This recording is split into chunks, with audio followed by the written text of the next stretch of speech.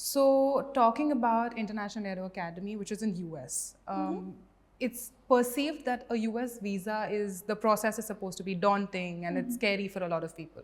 So, how did you go with the visa process as a student who's applying for the first time? At first, I had the same belief that the visa process would be tough, but thankfully, with the help of RSA, all I had to do was bring my documents along with me to the interview and give them the passport, and I had my visa in hand in about days. If we have to talk about your accommodation, what was that like? Living in the US seems like a dream for so many students. What was it like for you? Accommodation is provided by the school.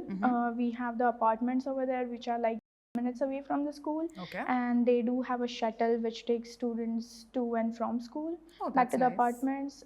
In apartments, they have a very spacey apartments. They also have amenities which can be used, like they. Hello all and welcome. This is Captain Mehak from RSA and today we have Arya Shahane with us, a student from International Aero Academy. And hi, welcome Arya. Hi, thanks for having me. So glad to have you here. So why don't you tell me, why did you choose International Aero Academy for your training? Well, particularly saying International Aero Academy does not justify it. Beforehand, if I'm being completely honest, I had a little doubt of where I wanted to go between Canada and US. Some people were suggesting that I go to Canada, some people were suggesting I go to US. But then I joined RSA for my ground training, for my DGCA exams, and that's when I was introduced to International Aero Academy. Okay. And at that time, their fleet size was about 15 to 20, which I believe is 29 now. Wow. Plus the instructors and the instructor to student ratio was really good. They had their maintenance. I thought that was all a good thing. Apart from that, I don't think Lakeland itself gets a credit that it deserves. Is it? Lakeland Airport is a Class Delta airspace, and when I heard that I would get the opportunity to do my training in a busy airspace that is Lakeland occasionally, Of course. I thought I couldn't pass up on that opportunity. That sounds like an exciting opportunity. That is wonderful. So, talking about International Aero Academy, which is in US, it's perceived that a US visa is the process is supposed to be daunting and it's scary for a lot of people. So, how did you go with the visa process as a student who's applying for the first time? At first, I had the same belief that the visa process would be tough, but thankfully, with the help of RSA, all I had to do was bring my documents along with me to the interview and give them the passport, and I had my visa in hand in about 45 days. But it's again very subjective from person to person. That's a relatively short period of time from what other students look at for a student visa in the US. That's great. So, like in India, as pilots in India, we know that we have DGCA medicals and class 1 and class 2 that we have to undergo. What is the scenario in the States? What do you have to do to be qualified as a pilot medically?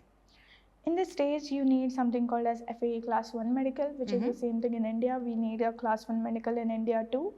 You can do it from India, or you can do the FAA medical from US also. Okay. But the only difference is that the Indian one is slightly cheaper. Okay. So what I did was I cleared my Indian Class 1 and FAA Class 1 medical before I went for my flight training. Okay. Which was sufficient for the training. So you completed all your paperwork, all your medicals right before you could head to the States. That sounds wonderful, like you already had everything set. So once you did end up in International Aero Academy or in the beautiful Lakeland, as you make it sound, what was your typical day like as a student studying at International Aero? As a student, when I had the flights, I would get up early according to my flight time. I've personally liked to go to the airport about 30 minutes prior to my flight at the very least. Okay. I would go there, I'll do my pre-flight preparations, I'll get the weather brief from the weather briefer, then we'll go fly, come back. After that, we would have our post-flight discussions. After that, I would come home, go over the flights, whatever happened, what I needed to improve in, and basically just go about my day. That sounds like a solid game plan. So that's what you would say what a general student would follow at the school? I think in addition, if they had any subjects that they needed to study, they will do that too. Okay, that's good. So you spoke about ground school in your training. So what was ground school like, and what was the school's idea Like, did you have group sessions, or were you studying by your own self? Initially, when I started my training, they didn't have the study session or the group session things. So for my private and instrument, I pretty much studied with my instructor with the Okay. ground sessions. But eventually, towards the commercial part, they started hosting the ground sessions. They started hosting the group discussions, ground lectures, and everything. So we would come together. We would discuss a particular topic. If we had any questions, we would get them solved. So yeah. That sounds like, you know, how when you began your training, I'm sorry, you had the school was learning and so were you. So you had new experiences that the school also incorporated for the better of students. That sounds rather lovely. When you spoke about your post-flight discussions with your instructor, that seems to be important for a pilot. Yeah. How did that help you? So school believes in complete transparency. After each flight, you are supposed to discuss with your instructor whatever happened in the flight, whatever different aerodynamics or different maneuvers that you went through, Okay. and how you can improve basically to get to your check ride sooner. All right. So good or bad things, both were discussed in the post-flight discussions, and I think that really helped me expedite my training. So how was your experience with your instructor, like your equation with your instructors? I went through a few instructors, and they were all different. But what I have gathered about myself, what I've learned about myself is that I don't do well with tough love kind of thing. I need those positive affirmations in the flight. Okay. So I really love that all of my instructors had this encouraging nature, patience, and just optimism in them. This is some of the qualities that you should look out for. Yeah, definitely. That your instructor should have. Okay. So talking about the entire training, how can you break it down for us in terms of written exams and check rides? The flight training is done in 3 stages. So Okay. you have your private, you have your instrument, and then your CPL, that is commercial pilot license. Each stage has their own written exams, FAA written exams, and then you take a practical check ride. All right. Along with these 3, I also did my multi-engine check ride. So I did a multi add-on rating. I gave an additional check ride for that. So how does a student like you prepare for these FA knowledge tests or these check rides? What was your preparation process? Well, for ground exams or the FA written exams, pretty much you go over the topics that you need to learn with your instructor. Okay. You have the group sessions that I mentioned. You have also something called as a mock oral, where you go with a different instructor and you just test your knowledge. You go to the ground sessions, group ground sessions, and you just, test the waters, how far along you are with your studies. Apart from that, I think for the practical exam or the check ride, your training flights are sufficient. Okay. So who conducts these examinations for you? The examinations in International Aero Academy, we have private and instrument has a self-examining authority. Okay. And for commercial, we have local DPE. So in my flight training, that really helped me because I didn't have to wait that long for my check rides.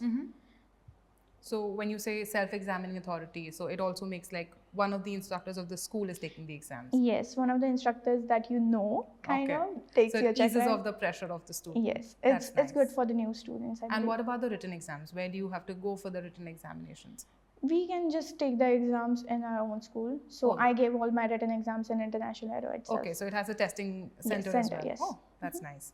What do you think is the cultural difference that you must have experienced in India and in US with respect to your training? Of course. Cultural difference, I think the main point would be in India, we are used to teachers giving us all the information on the spot. Correct. I think in US, what I faced is that my instructors would expect me to be very proactive about my training, very proactive about my lessons.